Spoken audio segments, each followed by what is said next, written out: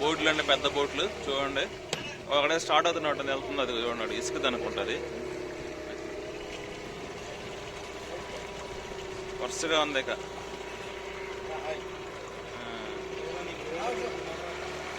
పెద్ద పెద్ద బోట్లు అండి మొత్తం.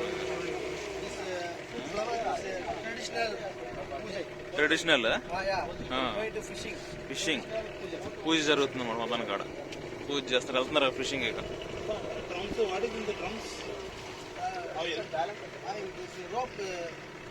ఆహా, పైన తేలుతానమాట ఈ రోపింగ్. మనం వలసినప్పుడు పైన నీళ్ళు తేలుతానమాట అవన్నీ. అది స్టోరేజ్.